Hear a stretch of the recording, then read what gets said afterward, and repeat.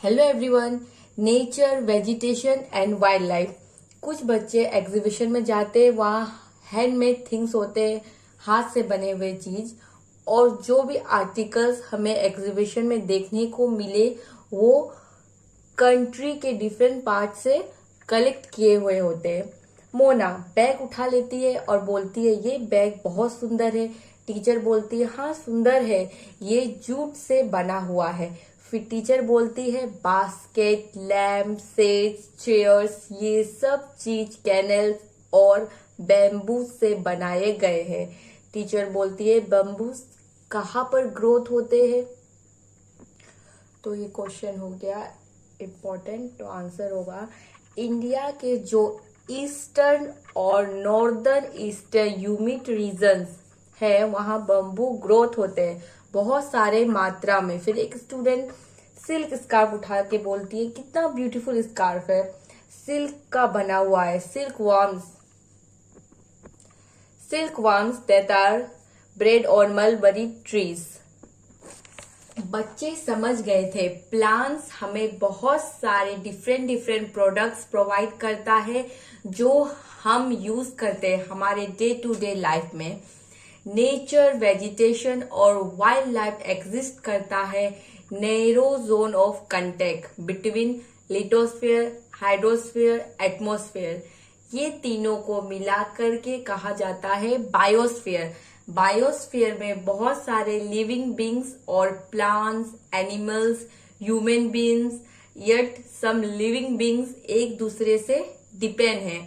ये inter related भी है और इंटर डिपेंडेंट भी है एक दूसरे से। इनको जीने के लिए एक दूसरे पे डिपेंड रहना पड़ता है, सर्वाइवल्स में सपोर्ट करता है। इसको बोलते हैं इकोसिस्टम। वेजिटेशन और वाइल्ड लाइफ बहुत वैल्यूएबल रिसोर्स है। प्लांट्स हमें टिम्बर प्रोवाइड करता है और एनिमल्स को शेल्टर प्रोवाइड करता है। Produce oxygen we breathe, soil को प्रोटेक्ट करता है और सॉइल एरोजन होने से रोकता है। इसे सॉइल में क्रॉप उगाए तो फर्टाइल होगा ही। फर्टिलाइजर्स भी होना चाहिए, वेजिटेशन की वजह से होती है। ट्रीज ना शेल्टर बेल्ट का काम करती है। अंडरग्राउंड वाटर को स्टोर करने में ये हमें फ्रूट प्रोवाइड करती है। नट्स, लेटेक, ऑयल, देखो यहाँ पे, फिर गम हो गया, मेडिसिन और पेपर बहुत सारे यहाँ में है, रीडिंग कर लेना।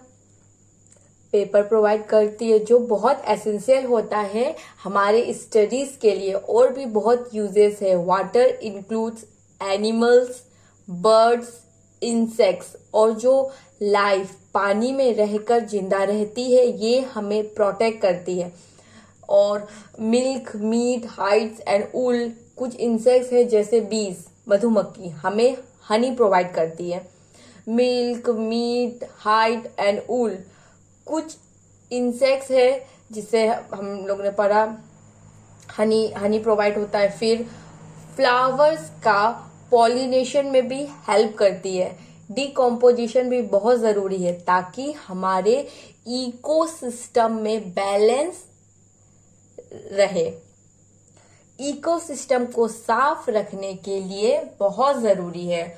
मतलब डिकम्पोजिशन मतलब डेड प्लांट्स को खाते हैं, डेड एनिमल्स को खाते हैं, इससे बैलेंस बना रहता है इकोसिस्टम में। बर्ड्स इंसेक्ट्स खाते हैं और डिकम्पोजिशन की तरह भी एक्ट करते हैं। जैसे वल्चर डेड लाइफ स्टॉक को खाता है, इसको बोलते हैं स्कैवेंजर्स। और ये बहुत इंपॉर्टेंट रोल प्ले करता है इन्वायरमेंट को क्लीन करने में। एनिमल्स बिग स्मॉल दोनों ही जरूरी है, इंपॉर्टेंट है इकोसिस्टम में बैलेंस बनाने के लिए। स्कैवेंजर डेड एनिमल्स को खाते हैं, ठीक। डेड इंसेक्ट्स को खाते हैं। अगर ये सब प्रोसेस नहीं होगा तो प्लांट को पोषण नहीं मिलेगा और वेस्ट मटेरियल जो वेस्ट मटेरियल है वो क्या होगा, जमा हो जाएगा और स्मेल आने शुरू हो जाएगा। और वल्चर की डेड किडनी फेल, यहाँ पे ये वाला भी पढ़ रहे, वल्चर की डेड किडनी फेलियर के वजह से हो रही है। किस वजह से हो रही है, तो एक एग्जांपल देखते हैं। जैसे बफेलोस मर गए तो वल्चर्स ने बफेलो को खा लिया। बफेलो के अंदर केमिकल था, वो वल्चर्स के अंदर चला गया। एक यहाँ में देखो मेडिसिन बताया गया है, अब इसमें से सर्च करके बताओ कि कौन सा मेडिसिन है। ठीक, आंसर जरूर देना। ठीक, वो मेडिसिन एक पेन किलर होता है जो एनिमल्स को दिया जाता है जब एनिमल्स को कुछ प्रॉब्लम होती है। ये मेडिसिन डॉक्टर एनिमल्स को देते हैं ताकि एनिमल्स की बॉडी में जो प्रॉब्लम्स है वो ठीक हो जाए, लाइक पेन किलर। ये मेडिसिन जानवर के मरने के बाद वल्चर्स जब खाते हैं उनको नुकसान करती है और किडनी फेल हो जाती है और वो मर जाते हैं। और इसलिए तो वल्चर की पॉपुलेशन बहुत डिसअपियर हो रही है, मीन्स खत्म हो रही है। हाइड्रोस्फीयर, हाइड्रोस्फीयर अर्थ का वो वाला पार्ट है जहां पर पानी है। लिटोस्फीयर अर्थ का वो वाला पार्ट है जहां पर जमीन है। एटमॉस्फेयर वो वाला पार्ट होता है जहां पर एयर है। Disturbance of natural vegetation, major vegetation type of the world, forest, grassland, tundra. Forest vegetation, plant बहुत ज्यादा रहेगा और वाटर सप्लाई भी बहुत ज्यादा रहेगा, और जहां पे हैवी रेनफॉल होगा वहां पर ट्रीज क्या होगा, अच्छे से उगेगी। फिर ग्रासलैंड, फॉरेस्ट वाले एरिया के कंपेयर से ग्रासलैंड वाले एरिया में मॉइस्चर और रेनफॉल डिक्रीज होता है। इसको हम लोग बोलेंगे ग्रासलैंड एरिया फॉरेस्ट। जैसे टाइप की ट्री, जिस टाइप की ट्री होती है वो ग्रासलैंड एरिया में नहीं होती। कहने का मतलब ये है, फॉरेस्ट में जिस टाइप की ट्री होती है ना वो ग्रासलैंड एरिया में नहीं होती है, डिक्रीज होती है as compare to forest area. दोनों जगह की ट्री की साइज डिफरेंट रहती है। मॉडरेट रेनफॉल रीजन में शॉर्ट ट्री होती है और ग्रासेस बहुत ग्रो होते हैं, तो इसी वजह से मॉडरेट रेनफॉल जगह में ग्रासलैंड पाए जाते हैं। और जहां पर लो रेनफॉल होती है वहां पर टॉडी श्रब्स एंड स्कर्ब्स ग्रोन होती है, और ऐसी एरिया में प्लांट की डीप रूट होती है, लीव होती है, टॉर्नी और वैक्सी सरफेस। लीव से जो एवोपरेशन होता है उसे हम ट्रांसपिरेशन कहते हैं। ठीक, ज्यादा मॉइस्चर नहीं जाता है, रिड्यूस अमाउंट में जाता है। इनकी लीव्स टॉर्नी में कन्वर्ट हो जाती है कांटों में और वैक्सी कोट रहती है ताकि एवोपरेशन ना हो सके। टुंड्रा वेजिटेशन कोल पोलर रीजन में पाए जाते हैं। ठंड बहुत होती है टुंड्रा में, ऐसे एरिया में कोई वेजिटेशन ग्रोथ नहीं कर पाते हैं। फॉरेस्ट टू ब्रॉडली वे में क्लासिफाई हम लोग कर सकते हैं। एक हो गया एवरग्रीन फॉरेस्ट, एक हो गया डेसिडियस फॉरेस्ट। ठीक, एवरग्रीन फॉरेस्ट कोई एक पार्टिकुलर में सीड्स नहीं होता है, लीव्स सूख जाती है तो गिर जाती है, फिर क्या होता है, नया लीव्स आ जाती है। ऐसा कुछ पार्टिकुलर सीजन नहीं है कि एक पार्टिकुलर सीजन में ही इनका पत्ता गिरेगा, मीन्स पत्ता गिरता है, सूखता है, फिर लीव्स आ जाता है। इसलिए इसको हम लोग एवरग्रीन फॉरेस्ट कहते हैं। एवरग्रीन फॉरेस्ट में देखा पत्ता गिरा, ठीक, फिर न्यू लीव्स हो गया, इसलिए उसको एवरग्रीन फॉरेस्ट कहते हैं। पर डेसिडियस फॉरेस्ट में ना एक पार्टिकुलर सीजन होता है कि यही सीजन में लीव सेट्स होती है, because to conserve loss of moisture through transpiration. Evergreen और डेसिडियर्स फॉरेस्ट को क्लासिफाई किया जा सकता है। 1 ट्रॉपिकल डेसिडियर्स, 2 टेम्परेचर डेसिडियर्स। इनके लोकेशन के बेस पे इन डिफरेंट एल्टीट्यूड कितना ऊंचाई पे है। आज के टाइम में पॉपुलेशन बढ़ रही है और लोगों की डिमांड भी बढ़ रही है। फॉरेस्ट को भी काटा जा रहा है ताकि क्रॉप्स को ग्रो किया जा सके। फॉरेस्ट कवर पूरे वर्ल्ड पे खत्म होते जा रहा है। फॉरेस्ट वैल्यूएबल रिसोर्स है, इसको कंजर्व करने की जरूरत है, right. Next, conservation of natural vegetation and wild life. Natural vegetation और वाइल्ड लाइफ हमारे लाइफ में बहुत इंपॉर्टेंट रोल प्ले करता है। हमें वेजिटेशन से खाना, फ्रूट्स, मेडिसिन मिलती है। ह्यूमन इंटरफेरेंस होता है, इसलिए क्लाइमेट चेंज हो रही है। ये दोनों की वजह से प्रॉब्लम क्रिएट हो रहा है। ह्यूमन ट्रेड और भी बहुत सारे पर्पज से एक्सप्लोर कर रहे हैं नेचर रिसोर्स को। क्लाइमेट तो चेंज हो ही रही है और ह्यूमन इंटरफेरेंस से और भी चेंज हो रही है। प्रॉब्लम्स, नेचर का कंफर्ट जोन हम लोगों ने खत्म कर दिया है। Loss of nature habitable, deforestation. जब वेजिटेशन को खत्म करेंगे, हार्म करेंगे, तो सॉइल एरोजन भी होगा। पेड़ काटने से सॉइल भी खराब होगा।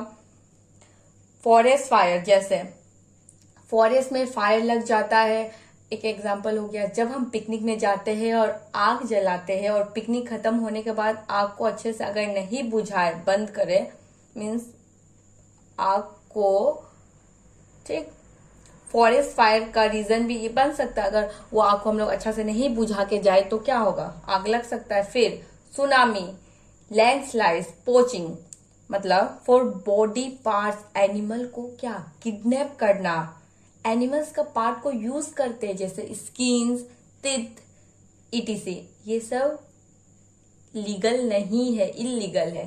ट्रेडिशंस होते हैं एनिमल्स की बॉडी पार्ट के लिए, जैसे टाइगर, एलिफेंट, ईटीसी। पोचिंग का शिकार करते हैं। ये सब काउजेस है।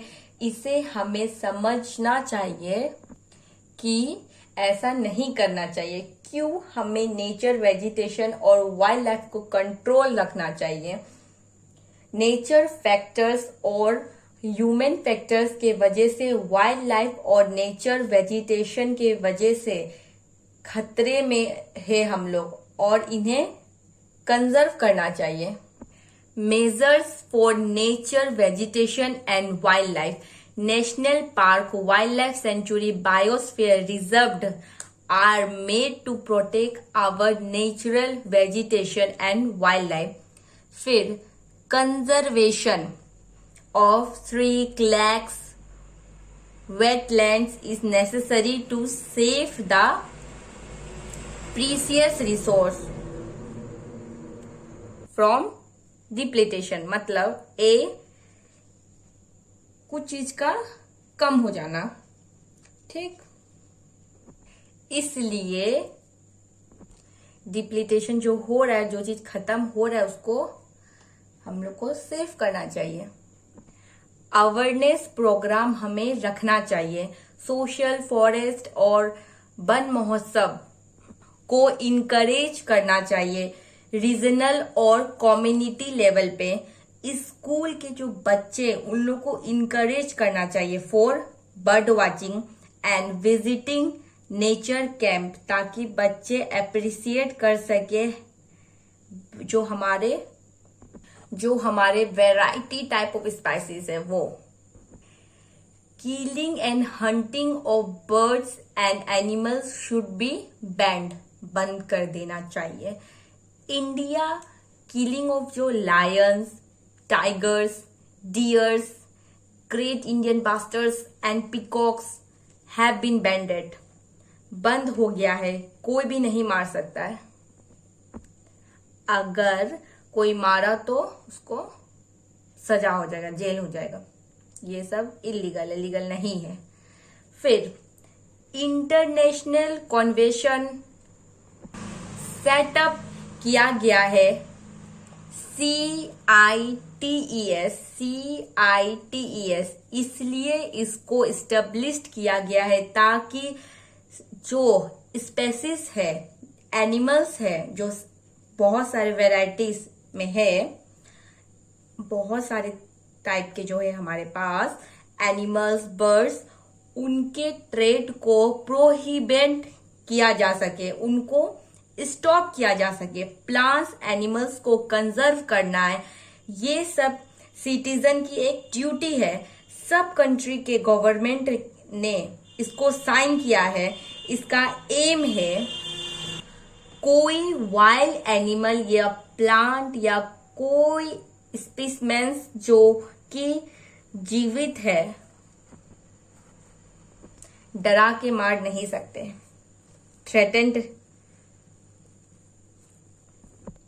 ऐसा है कि जो उन लोगों को लगता है कि अभी हम लोग को मार देंगे, एक डर सा है, ऐसा कोई प्लांट, एनिमल, उनके ट्रेड को स्टॉप किया जाए। जैसे कोई वाइल्ड एनिमल, प्लांट्स या कोई स्पीसीज जो जीने के जो वो एक डर में है ना कि अभी मैं हम लोग के साथ कुछ भी हो सकता है, ऐसा कोई उनका ट्रेड को स्टॉप किया जाए। और एक ये भी कर सकते हैं, उनका जो ट्रेड जो होता है उसको क्या करते हैं, उसको एक्सेप्ट ही ना किया जाए। तो इससे क्या होगा, तो बचेगा हमारा प्लांट्स, एनिमल्स। और अगर हम रफली भी देखेंगे ना तो कितना है, यहाँ में देखो लिखा हुआ है, ये वाला रफली भी लेंगे 528, ये वाले species of animals, plants are, और इसमें से हमारा हो गया बियर्स हो गया, डॉल्फिन्स हो गया, फिर ये प्लांट्स, एनिमल्स दोनों ही है, फिर उसका बाद ऑर्किड हो गया, यही सब है। चैप्टर को अच्छे से रीडिंग करने से अच्छा होगा। Okay everyone, thank you so much. Next class में चैप्टर 3 स्टार्ट करेंगे।